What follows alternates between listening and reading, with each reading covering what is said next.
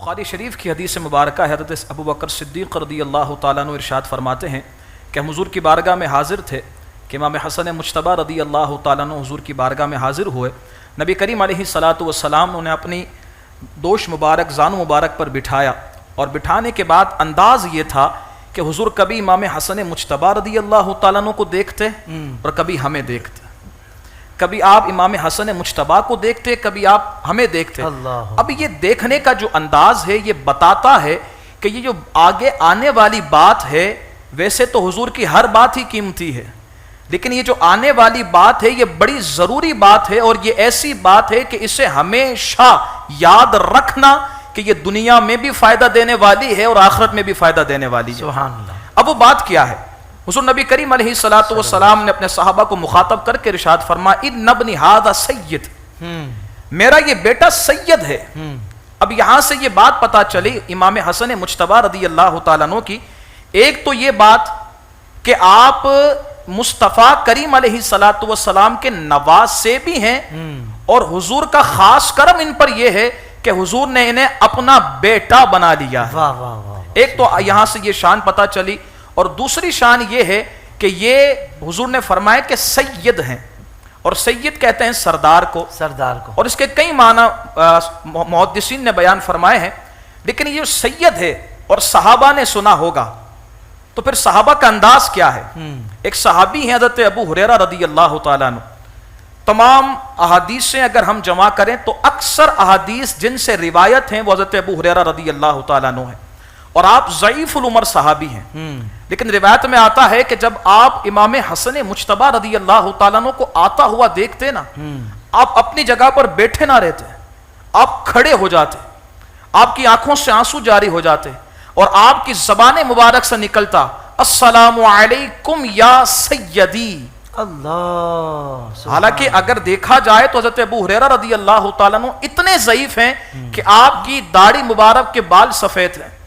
اب نہ جانے ان لوگوں نے کن مدارس سے پڑھا ہے کہ انہیں ابھی تک یہ نہیں پتا چلا کہ صحابہ اور اہل بیت میں آپس میں نفرتیں نہیں تھی، محبتیں ہی محبتیں تھی۔ سبحان اللہ، واہ واہ واہ واہ۔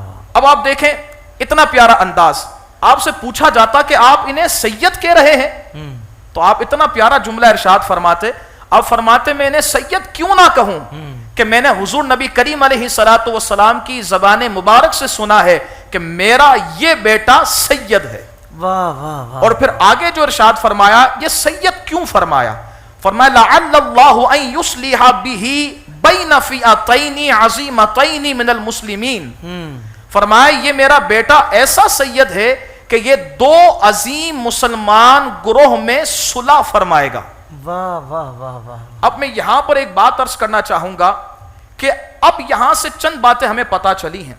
سب سے پہلی بات یہ ہے بشارت، ٹھیک ہے، اور بشارت دی جاتی ہے کامل کام کی طرف، بالکل جو کامل کام ہوتا ہے بشارت اسی کی دی جاتی ہے۔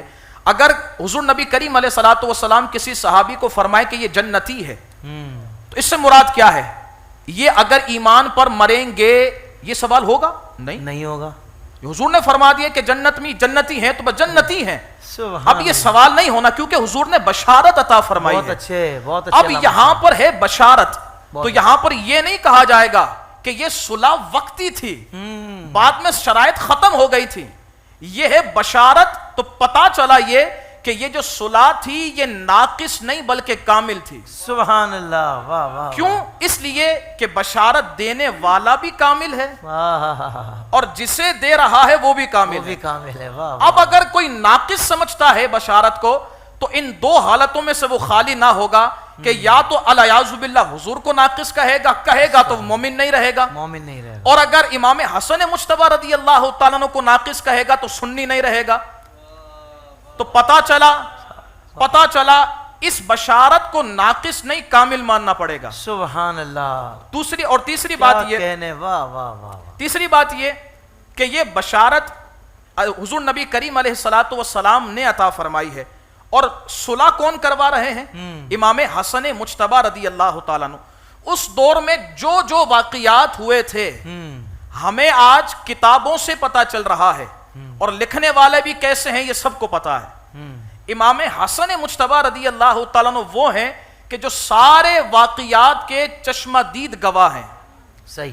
جب آپ سب کچھ دیکھ کر صلح فرما رہے ہیں تو آج کا کوئی ناقص بندہ اٹھ کر کیسے حضرت امیر معاویہ کی شان میں توہین کر سکتا ہے؟ اللہ کہ جس سے کامل بندہ صلح کر رہا ہو ان سے پھر ناقص بندوں کو زبان درازی کرنے کی ضرورت نہیں ہے، بلکہ وہ یہ کہے کہ جب امام نے صلح کر لی ہے تو ہم بندہ غلام ہے، اور غلام یہ کہتا ہے کہ جس نے امام سے صلح کر لی بندے نے بھی اس سے صلح کر لی ہے. اللہ اور صلح نہیں کی، یہ بھی جملہ میں کہتا ہوں غلط ہے، صلح نہیں کی، صلح انہوں نے کی ہے، بندے نے اپنا آقا بنا لیا ہے. بات ختم. واہ واہ واہ واہ. میں چوتھی بات یہاں پر یہ عرض کروں گا، حضرت حر رضی اللہ تعالیٰ عنہ، یہ پہلے حر نہیں تھے، پہلے حضرت نہیں تھے، حر تھے، صرف حر تھے. صرف حر تھے. حضرت کب بنے؟ جب حضرت امام حسین رضی اللہ تعالیٰ عنہ کے ہاتھ پر اپنا ہاتھ دیا، اللہ ان سے بیعت کی.